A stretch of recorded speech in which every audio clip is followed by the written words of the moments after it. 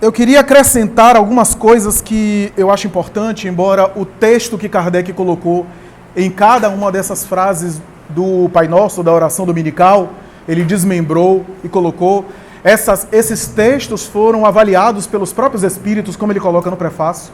Então não é qualquer texto, ele elaborou o texto como ele coloca, então foi dele, mas ele submeteu a apreciação do mundo espiritual, porque o próprio mundo espiritual recomendou colocar o Pai Nosso como a primeira oração a ser introduzida nesse capítulo de prece.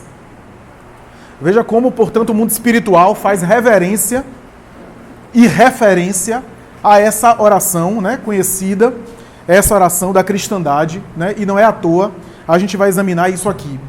Ora, uma coisa que vale a pena destacar quando a gente lê esse texto é o seguinte: quem acha que Emmanuel, e hoje os estudiosos do Evangelho, inclusive no meio espírita, e hoje a gente tem católico e protestante fazendo a mesma coisa, pega um versículo, recorta o versículo e faz comentário sobre o versículo, e a gente acha que isso é pioneiro. Kardec já fazia isso. Ao que se saiba,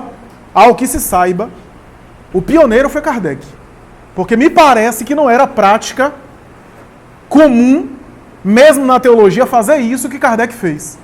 Recortava um trecho do Evangelho, como ele fez agora no Pai Nosso, e em cada trecho discutir cada afirmação de Jesus. Por quê? Tudo que Jesus comentou é lição preciosa, porque é uma expressão de um espírito puro.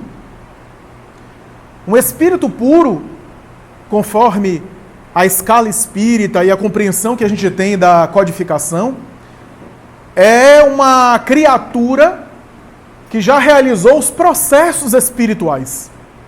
Portanto, está em conexão com as leis, gozando, portanto, do domínio absoluto da própria compreensão das leis e daquilo que está reservado à criatura.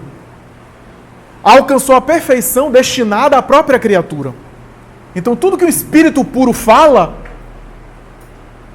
é uma verbalização da sua própria conexão com a divindade e, portanto, é uma expressão daquilo que os anjos, daquilo que os espíritos puros já vivem. Então, tudo que Jesus fala, e que ele fazia também, pode ser aproveitado e tem sentido profundo. Como eu falei numa palestra aqui recente, Deus se limita a Jesus? Não, porque Jesus é criatura. Deus é o Criador. Mas o que existe em Deus para além de Jesus, a gente não sabe e a gente não tem condição de saber. Tudo aquilo que há em Deus e que é possível a criatura na Terra compreender, está personificado na figura de Jesus, nos seus ensinos e na sua vida. Aliás, ensino e vida de Jesus é a mesma coisa, é até redundância. Mas, o que a gente precisa enfatizar aqui é o seguinte: Allan Kardec, quando examina o Livro dos Médiuns e em outras obras, característica do espírito elevado, uma das coisas que ele mais repete em O Livro dos Médiuns, ele coloca isso no capítulo Dissertações Espíritas e outros, uma das coisas que ele mais repete é que o espírito elevado, ele não tem linguagem prolixa.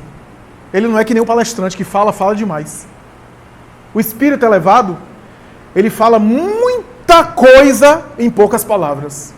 Ele tem um poder de síntese muito grande. Quanto mais elevado, mais a economia que ele tem. Você pega uma frase de Joana, né? Uma frase de Joana dá um seminário todo, né? Uma frase. Essa é a característica do espírito elevado. Quando o espírito roda demais, é muito prolixo, desconfie. Quando faz muito floreio, sem dizer muita coisa, quando a gente espreme e não tem nada, desconfie da elevação desses espíritos.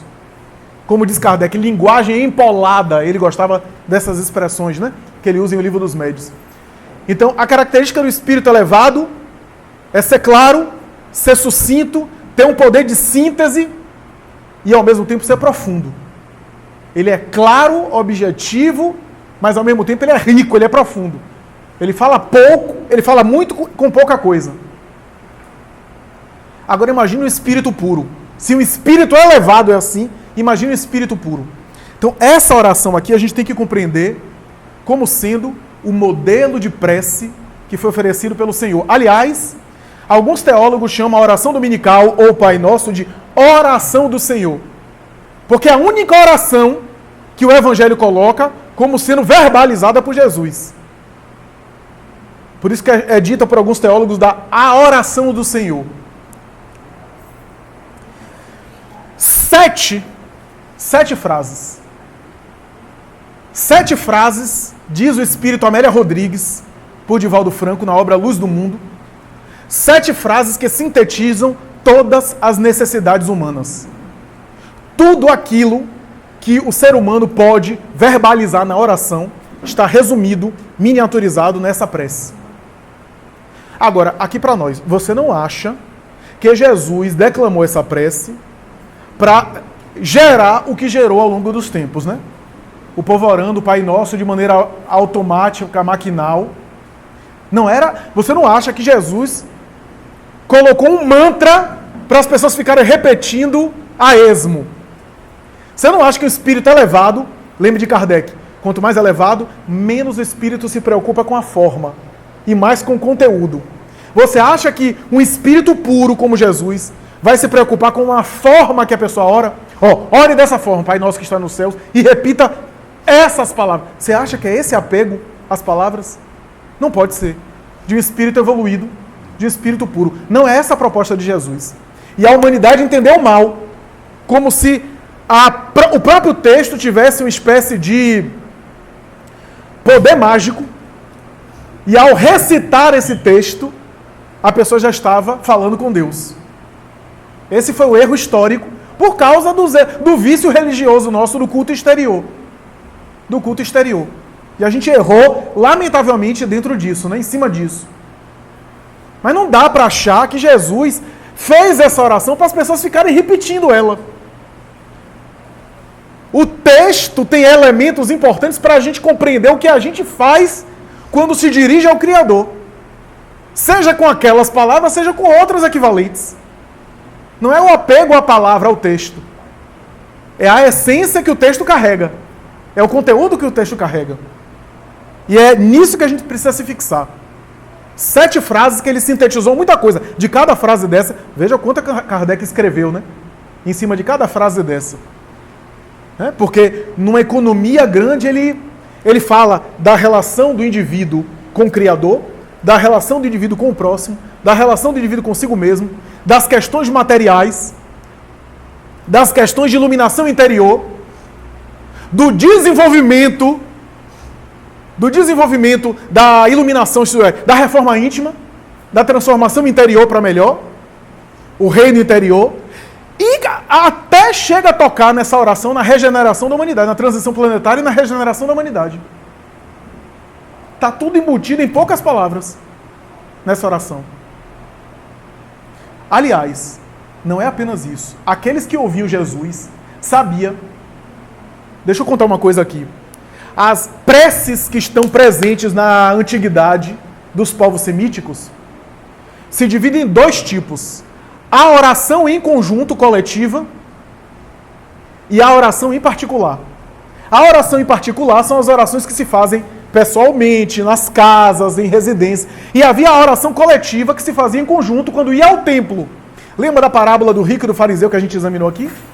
Qual era o problema daquela parábola? É que o fariseu, aqui para nós, quando a gente lê os textos do Evangelho, a gente lê e vê fariseu, a gente fica, fariseu.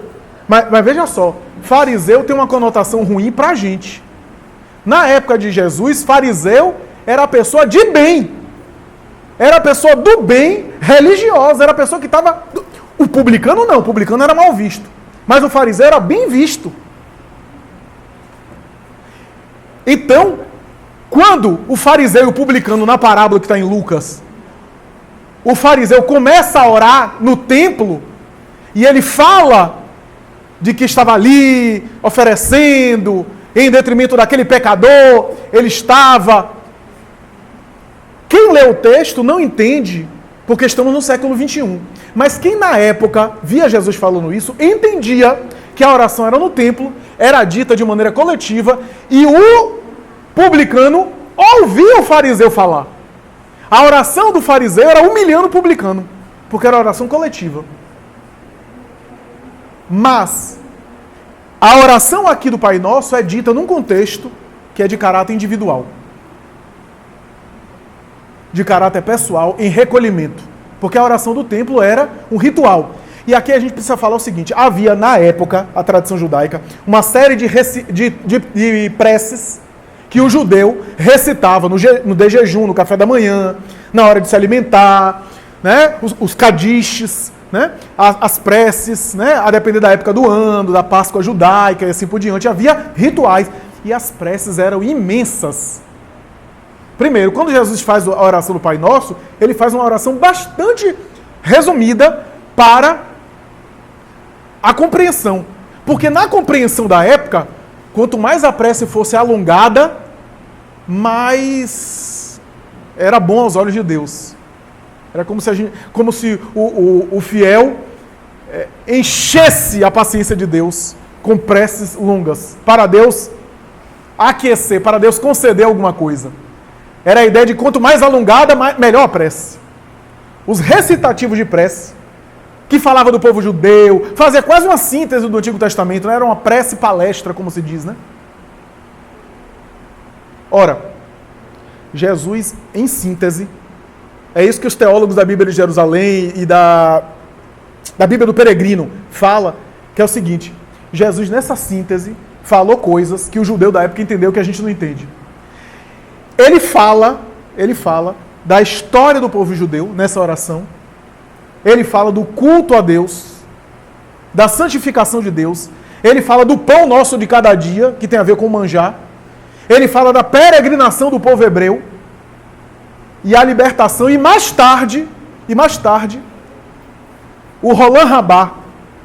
O Roland Rabá é a Jerusalém libertada, isso é, a regeneração da humanidade. Num Pai Nosso tão pequeno, ele falava tudo isso para o hebreu que escutava ele naquele momento. Então, essa é uma outra coisa que a gente precisa aqui colocar. Mas, Pai Nosso, o que é que a gente precisa saber? A oração do Pai Nosso está em 2 evangelhos, no de Mateus e no de Lucas. No de Mateus está no capítulo 11, no de Lucas no capítulo 6. E é importante contextualizar aqui uma coisa. Em Mateus, o Pai Nosso está dentro do Sermão da Montanha. Porque o Sermão do Monte em Mateus é do capítulo 5 ao capítulo 7. O capítulo 6 do Sermão do Monte é considerado discurso de ostentação. É naquele período que Jesus fala: quando orardes, não fazeis como hipócritas que vão na sinagoga e oram, ostentando as suas riquezas e exibindo as suas coisas, mas orai no vosso quarto em segredo, para que o Pai em segredo possa vos recompensar em público. Quando orardes, não soeis a trombeta como fazem os hipócritas, as pessoas de má vida, mas orai em segredo para que o Pai que está nos céus possa ouvi-lo. Ele estava falando sobre essa prática do culto exterior, e aí em determinado momento no Evangelho de Mateus, ele fala o Pai Nosso. Portanto, orai assim. Então, no contexto de Mateus, a gente percebe que não era uma oração pública. No contexto de Mateus. Em Lucas, o texto é um pouco diferente. Jesus tinha acabado de estar com Marta e Maria, aquele episódio de Marta e Maria, capítulo 10. Aí o capítulo 11, Lucas diz assim: e então, orando em determinado lugar, ou seja, ele estava sozinho, novamente, uma oração particular, individual, recolhido. Ele orou em determinado local e depois chegou aos discípulos e um dos discípulos perguntou assim: Senhor, ensina-nos a orar como João ensinou aos seus discípulos.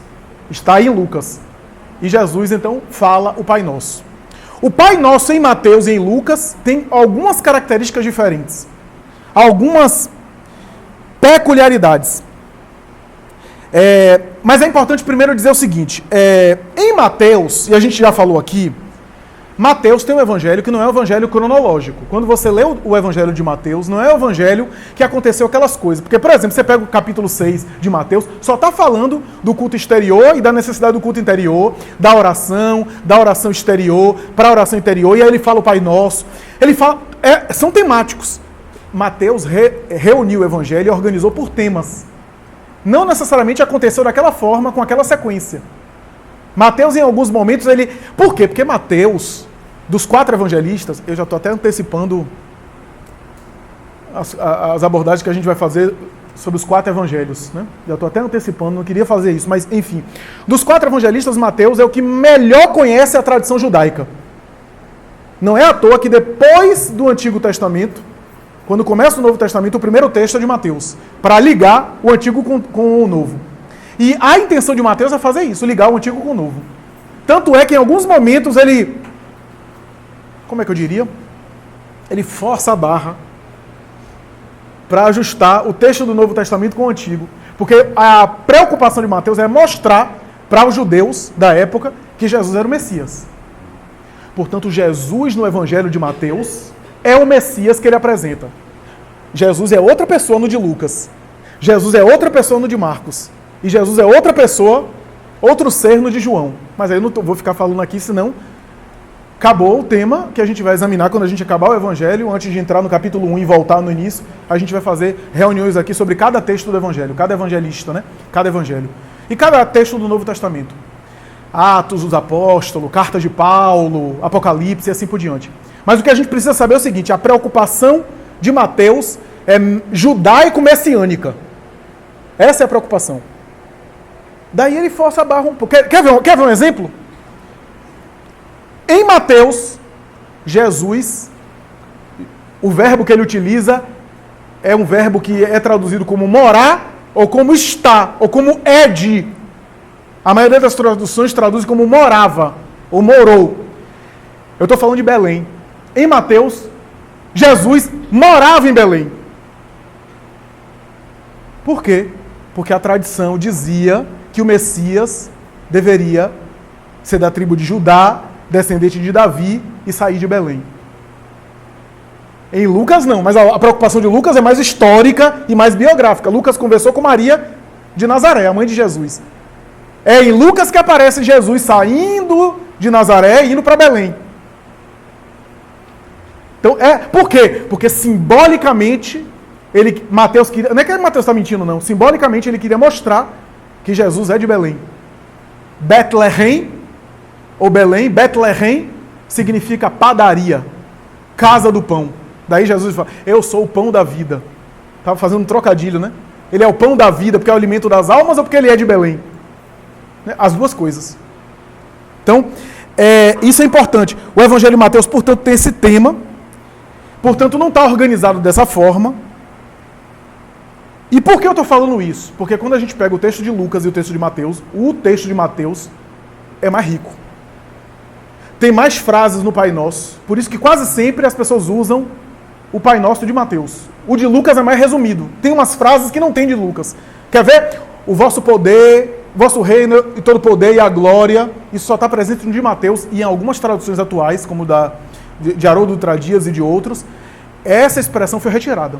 Que é considerado até uma interpolação, uma adição a mais.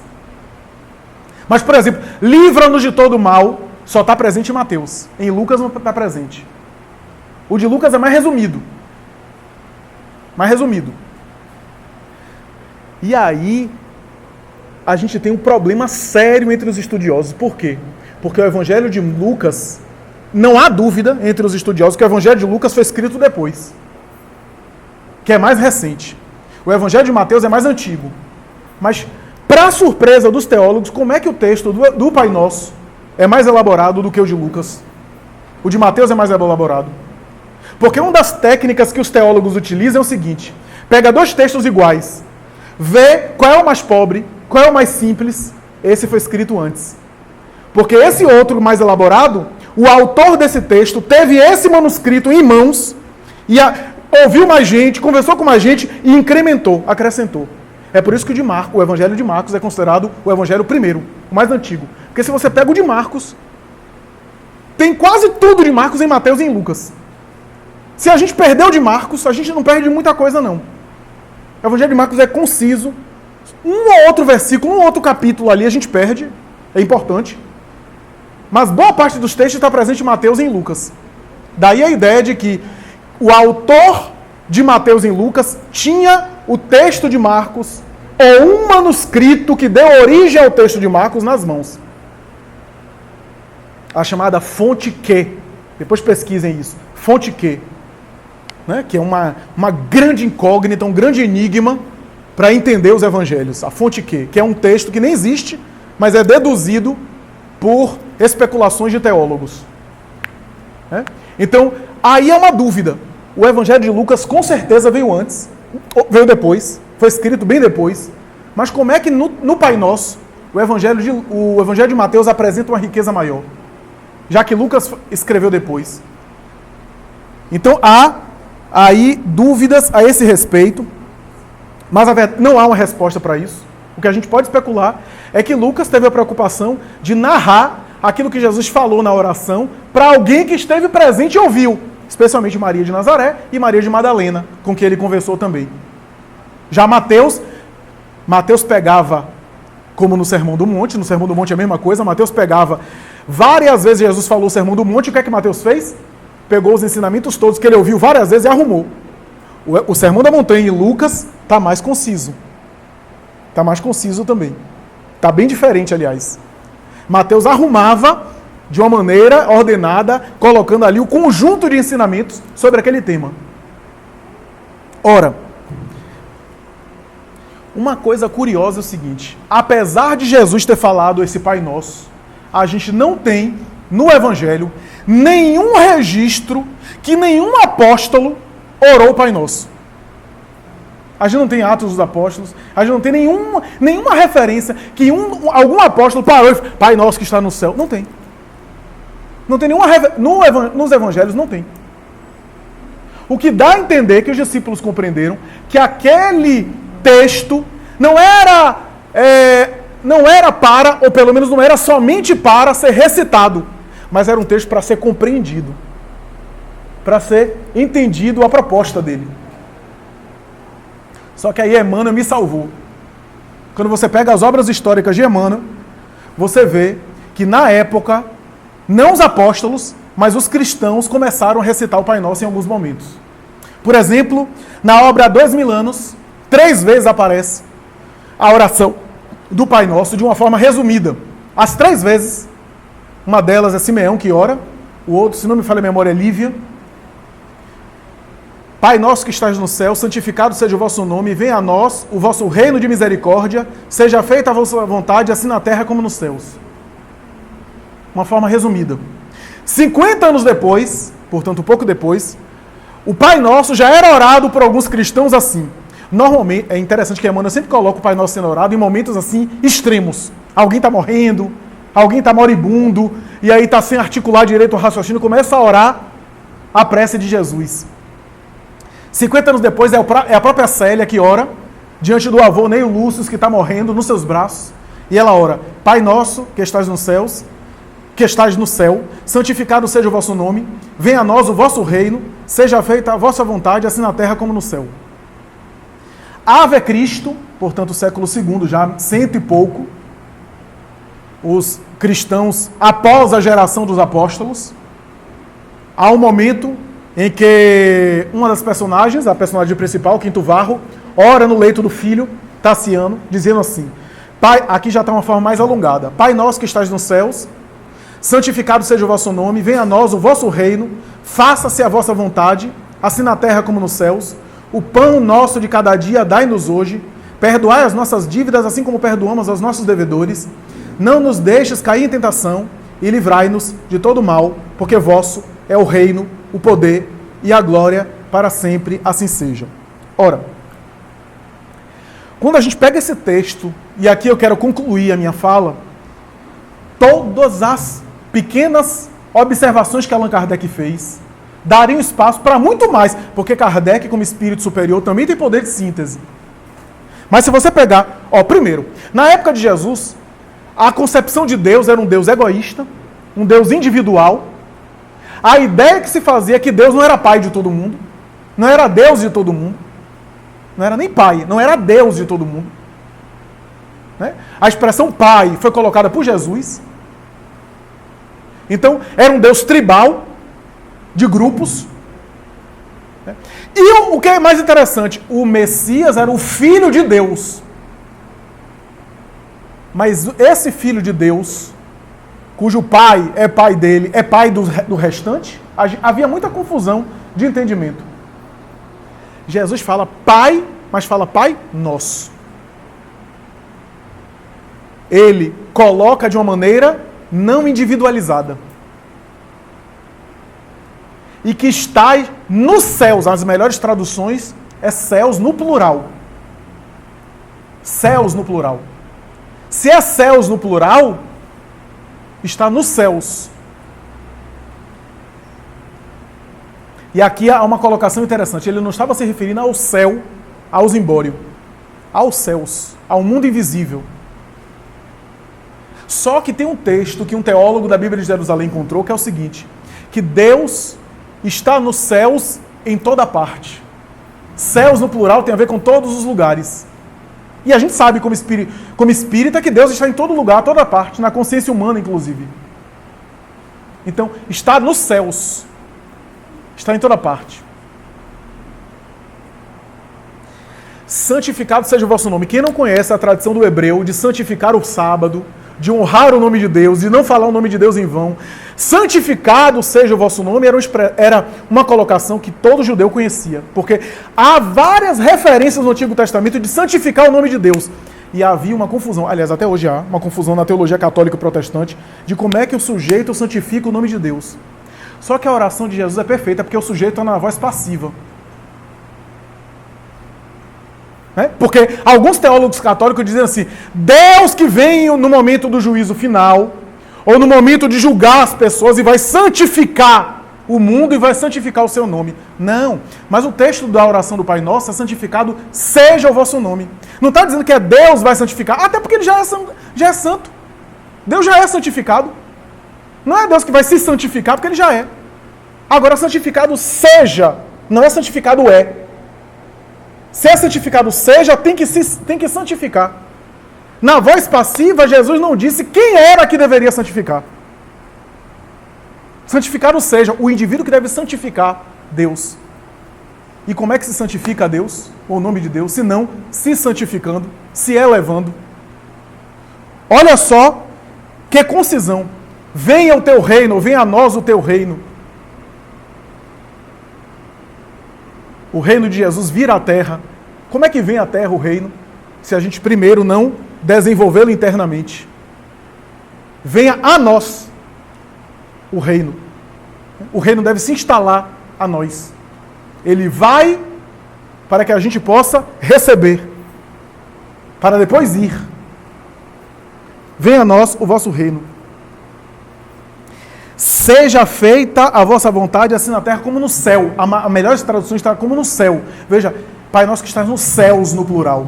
Seja feita a vossa vontade, assim na terra como no céu, no singular. Céu no singular aí é mundo espiritual. Na terra como nos céus. E a tradução ecumênica da Bíblia diz assim, que a tradução melhor é dizer que assim como existe no céu, se faça na terra. Não é coloque no céu o que se tem na terra. É o contrário. Se faça na terra assim como há no céu. Há uma alusão séria aqui para a espiritualização. Olha só, Pai Nosso. E agora, o pão nosso. É nosso de novo. Ficaria bonito ele falar, o pão meu, o resto que se dane. O meu pão, o pão é nosso. A ideia aqui é trabalhar também o egoísmo. E a ideia, como Kardec colocou, a Amélia Rodrigues também coloca, é que eu me preocupo com o meu alimento, mas o alimento não é meu, apenas mas é nosso. Eu recebo o alimento de Deus, alimento material e alimento do Espírito, e eu divido? Eu divido o alimento material e divido também o alimento do Espírito? Você não tem um recurso material? Muito bem. Mas quem não tem recursos espirituais para compartilhar? Olha como a prece do Pai Nosso permite a gente desdobrar em um monte de coisa. Perdoai as nossas ofensas, assim como perdoamos aos nossos ofensores. Interessante, porque em outra passagem de Mateus ele diz assim, se não perdoardes as ofensas que fizer o teu irmão contra vós, vosso, já não é nosso, é vosso Pai. Por que não é nosso? Ou porque não é meu pai como Jesus? Porque a compreensão que Jesus tem de Deus é ele. Já o nosso pai é a compreensão coletiva. E o vosso pai? Onde é que está a lei de Deus? Não está na consciência? Então Deus está em nós, dentro de nós. Se eu tenho mágoa do meu irmão, se eu tenho ódio do próximo, como é que a minha consciência vai me perdoar? O Pai vai perdoar. Pai, Deus está em mim, minha consciência me perdoa. Se eu cultivo o ódio do outro, como é que eu me libero do ódio do outro para mim? Porque a consciência não perdoa, porque Deus perdoa. Deus é amor. Mas o Deus que está em mim, me perdoa como? Então veja quanta coisa. As melhores traduções dizem assim: não nos induza à tentação, ou não nos entregue à tentação, né? Não nos deixe cair em tentação. Pode ser, mas não nos induza à tentação, né? E livrai-nos de todo mal. Que é essa ideia que Kardec desenvolveu do mal interior, né? Da tentação, que é interior, né? Ou seja, a ideia da reforma íntima, né? Então é interessante isso, né?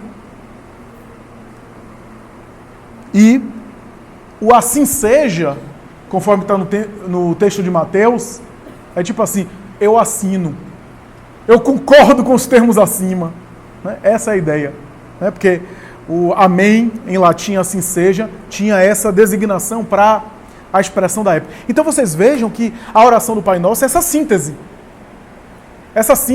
que a Amélia Rodrigues vai dizer a mais completa, a mais concisa, uma obra de arte colocada em palavras que Jesus enunciou. E olhe que a gente está lendo no português. Imagine como não deve ter sido dita em aramaico. Algum acréscimo rápido, alguma dúvida. Eu me alonguei, mas é porque o texto era grande também. Eu até suprimi muita coisa que eu ia falar. A Alessandra está colocando que entende o Pai Nosso como uma espécie de roteiro para aqueles que não sabiam se dirigir a Deus, ou para orar de uma forma que tivesse realmente uma referência. É essa a ideia da referência. É essa a ideia de que ali tem as ideias, né? E não o erro que a gente se incorreu nas doutrinas protestantes, na doutrina católica, nas doutrinas cristãs de uma forma geral, que é repetir isso como se o próprio texto tivesse um poder mágico, né? De maneira maquinal, de maneira litúrgica, às vezes a quantidade de vezes que eu repito, que necessariamente vai me fazer sintonizar com o alto, né? São as ideias que estão presentes no texto, que eu posso repeti-la de uma outra forma, né? Ou posso, não tendo dificuldade de raciocinar, utilizá-las ali, mas utilizá-las com sentimento, que é essa a ideia, porque a prece, na verdade, tem força a partir do sentimento que eu coloco, do envolvimento que eu tenho, né? Como diz Gival, tem gente que fica: Pai Nosso que está no céu, ó, a moça de vermelho passando. Quer dizer, está com o pensamento em outro lugar, só está dizendo palavras, né? Então, essa é a ideia. O texto, né, é brilhante, tem uma clareza muito grande, né? E organiza. Não é que o texto não seja importante, né? Só não é mais importante do que o conteúdo, né? Mas o texto é importante, né? É uma concisão, é uma beleza que admira Jesus ter colocado tanta coisa em poucas palavras. Sem dúvida, sem dúvida. Patrícia está lembrando aqui o momento final da vida de Paulo de Tarso, na obra Paulo Estevão. Emmanuel descreve que naquele momento ele não formulou nenhuma oração específica, né, no momento do martírio, mas ele estava em estado de prece, né? Inclusive responde ao soldado que decapitaria ele, e que, segundo o texto de Emmanuel, porque o tremesse muito, né? Foi até ruim, porque ao tremer muito não conseguiu decepar de vez, né? Teve que insistir ali para que houvesse a decapitação total, né? E ele estava em estado de prece e responde ao soldado, né? Por quê? E você tocou num ponto importante, porque Paulo, ele tinha Primeiro que ele acordava de manhã, ele fazia as preces dele, é claro que ele tinha o exercício convencional da prece, né? Da oração constante, a leitura, porque assim, o texto, quando a gente lê um texto do Evangelho, a gente está lendo um texto, e esse texto nos ajuda a elevar, né? Se a gente lê uma oração, se a gente lê o Pai Nosso, a gente não sabe nem de qual é o Pai Nosso, mas a gente lê o Pai Nosso, e a gente lê, aquilo pode nos ajudar? Claro que pode, né? Mas o que carrega no texto é aquilo que eu coloco em termos de fervor. Paulo, ele tinha uma relação com Jesus que não era uma relação distante. O relacionamento afetivo que ele tinha com Cristo era de uma forma assim, um amor profundo. A gente vê a saga dele, ele tinha uma ligação com Jesus, que era uma ligação bastante intensa, como um amigo superior, um amigo profundo dele, e com quem ele dialogava psiquicamente. Né? Então não era uma relação distante, não era uma relação de reverência e de idolatria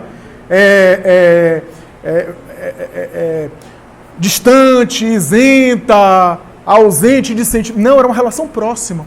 Era um vínculo de intimidade. Né? Ele se abria em prece para Jesus costumeiramente, né?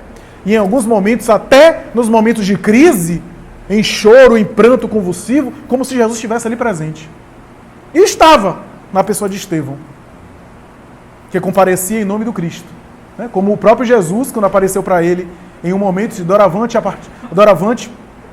Estevão vai ficar agora em meu nome dirigindo-te a missão.